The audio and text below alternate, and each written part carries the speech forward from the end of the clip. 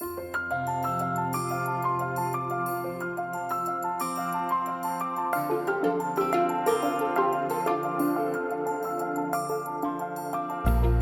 Tauronaises, chers Tauronais, je tiens, à l'aube de cette nouvelle année, à vous présenter, en mon nom et celui de mon équipe, d'élus et d'agents, nos meilleurs vœux.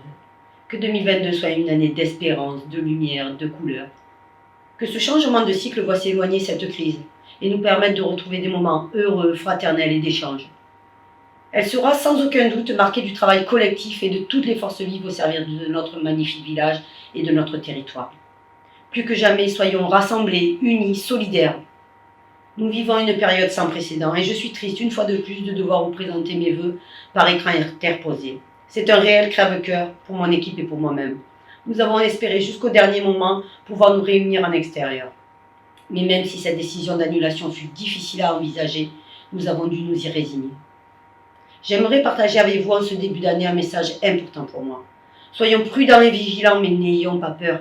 En effet, Machiavel disait « Celui qui contrôle la peur des gens devient le maître de leurs âmes ». Alors ne nous laissons pas manipuler par nos craintes. Préservons-nous de ce sentiment pour éviter le pire et ce dans tous les domaines. Oui, cette crise ressemble à un jour sans fin, mais la lumière est au bout du tunnel. À n'en pas douter, 2022 sera pleine de turbulences. Mais restons soudés et emplis d'espoir et de combativité. Faisons maintenant une rétrospective de nos actions de l'année 2021 et dessinons les contours des projets municipaux à venir. Sans en faire un sempiternel sujet, cette année encore, nous avons dû faire face à cette crise sanitaire. Permettez-moi d'ailleurs d'avoir une pensée pour les malades et tous les personnels soignants qui œuvrent depuis 2 ans sans relâche pour le bien de tous.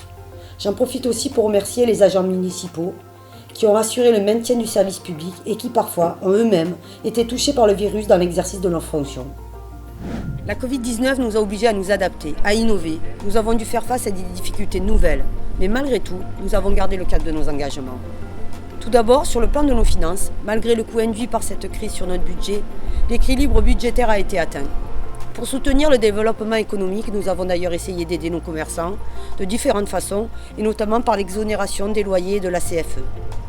Nous avons également avancé sur une autre de nos priorités, celle de renouer le dialogue avec nos concitoyens, travailler ensemble dans un fonctionnement participatif et tisser des liens avec nos hameaux. Ainsi, un groupe de représentants de hameaux et quartiers a été constitué. Des rencontres ont lieu trimestriellement pour faire un point sur les différents sujets. Parallèlement, une commission se déplace dans chaque hameau et dresse avec les habitants un état des lieux et un calendrier d'action des besoins recensés. Notre objectif de créer une réelle dynamique entre les hameaux et le village et de permettre ainsi aux Tauronais de se rencontrer connaît un bel élan. D'ailleurs, la mise en place des sapins de Noël et les décorations par les habitants a donné lieu à de très beaux moments de convivialité. Dans cette perspective de démocratie participative, nous avons lancé une consultation citoyenne sur la mobilité, ainsi que des tables rondes et ateliers de travail avec les habitants sur la restructuration du village et du parking rénov, et avec l'aide du CAUE. Dès que le contexte sanitaire le permettra, une réunion publique sera organisée pour vous présenter la synthèse de ces travaux. Merci d'ailleurs à tous les participants. Comme vous le savez, nous nous faisons également un point d'honneur à défendre notre cadre de vie. Le combat contre le concasseur se poursuit toujours avec autant de détermination. Nous avons obtenu avec l'aide de nos voisins de petites victoires mais essentielles. La Someca devait démarrer en avril 2020 et quasiment 2 ans après, il n'y a toujours pas d'exploitation. Bravo d'ailleurs à l'association ASDC qui reste très active sur le sujet. Le traitement juridique du dossier, à savoir tant la requête de notre avocat que le mémoire de notre expert, se fera, nous l'espérons, au premier trimestre 2022. Autre point important, le phénomène de cabanisation. Nous nous concentrons actuellement sur les bords d'argent où, depuis bien trop longtemps, des caravanes, mobil-homes, cabanes se sont implantées en résidence continue. Sachez que nous avons lancé des procédures de mise en demeure et que le procureur de la République est en droit d'ordonner des expulsions. Même phénomène dans nos collines avec le risque incendie. Avec les feux dévastateurs de la plaine des Morts cet été, le service de l'État et l'ONF seront intransigeants sur les différentes occupations sauvages et sur les règles de débroussaillement. Pour préserver notre environnement et vous protéger au quotidien, compte tenu des incivilités nombreuses, nous avons équipé la commune de 3 caméras portatives en vue de verbaliser les dépôts sauvages. Notre policier municipal, que vous avez sans doute croisé, est là aussi pour protéger votre quotidien. N'hésitez pas à le contacter. Également du concret pour protéger notre environnement, comme l'extinction de l'éclairage public la nuit, la mise en place avec la communauté de communes de composteurs collectifs et individuels, l'installation d'un parking vélo à proximité de nos commerçants, la participation avec nos agents des services techniques aux campagnes de ramassage de déchets par les associations et les jeunes Toronnéens. Je ne peux ici vous recenser l'ensemble des travaux que nous avons entrepris sur la commune, la liste serait trop longue. Mais parmi eux, je pense à l'aménagement de la plage des Fadons et de son parking, la création de la piste piéton-vélo à la sortie du village, un nouveau parking, un accès piéton entre les deux écoles le long du ballon et de l'école-musée et la sécurisation des abords de l'école. Autre sujet prégnant pour notre commune et qui touche de nombreux Toronnéens, le problème des voiries.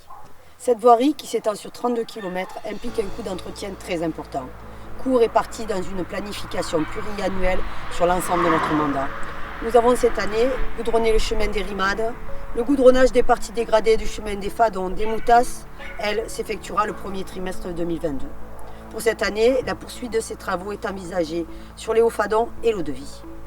Nous avons aussi entendu vos inquiétudes concernant la départementale D84 sur l'itinéraire Camaille-Février-Carcès.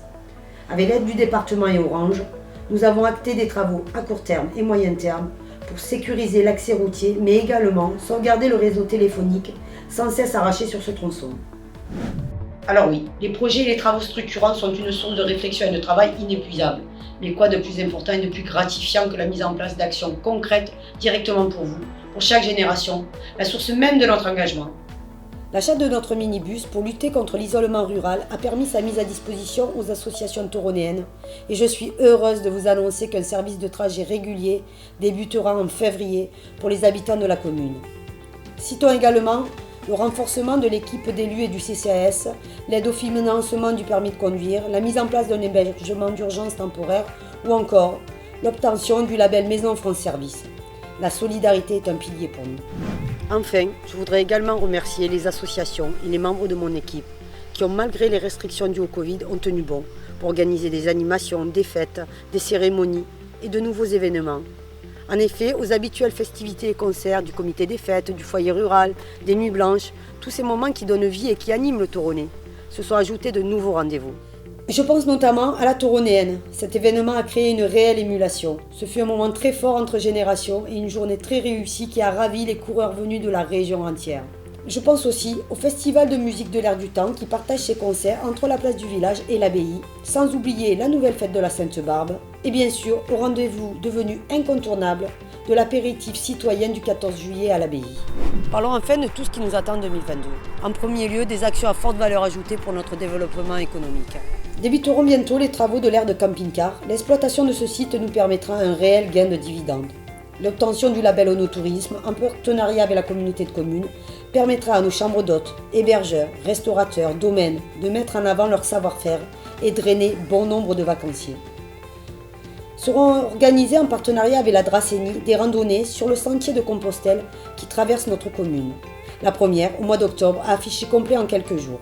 Enfin, sur le même modèle, nous allons travailler avec la région à la création d'un sentier itinérant entre la Chartreuse de Laverne et l'abbaye. Ensuite, encore et toujours, des actions pour toutes les générations. Nos petits écoliers seront dotés cette année d'un nouveau matériel informatique et l'école bénéficiera aussi d'importants travaux de rénovation énergétique, incluant bien entendu des énergies renouvelables. Enfin, pour nos jeunes, la commune maintiendra son effort financier car la fréquentation de la maison des jeunes est en nette hausse et les actions citoyennes entreprises une vraie réussite. Pour nos moins jeunes, des ateliers d'initiation à l'informatique, aux gestes de premier secours leur seront proposés à partir du printemps. Nous espérons enfin pouvoir organiser la journée des nouveaux arrivants. Bien sûr, nous allons continuer à vous rencontrer, que ce soit sur le terrain ou lors de rendez-vous en mairie. Traiter au mieux vos demandes est une de nos principales préoccupations. Enfin, concernant les projets structurants et phares de notre mandat, 2022 devrait voir l'étude de la salle polyvalente terminée et le début de sa réalisation. Nous continuons notre travail de révision du PLU. Il n'était pas prévu à notre programme, mais le forage des Vidal s'étant effondré, un nouvel édifice devra être construit. Dans notre gestion du quotidien, nos convictions sont fortes et le bien commun reste notre boussole. Vous nous témoignez régulièrement votre confiance et nous vous en remercions. Ma force, notre force, c'est vous. C'est aussi une responsabilité, ne pas se décourager malgré les obstacles, transmettre notre énergie et notre envie de rassembler et favoriser l'engagement des citoyens dans les projets collectifs. Alors oui, le contexte est compliqué et les difficultés sont nombreuses. Mais j'ai une confiance inébranlable dans notre avenir commun. Seuls les combats que nous ne mènerons pas seront perdus. Pour tout cela, ayons confiance en 2022.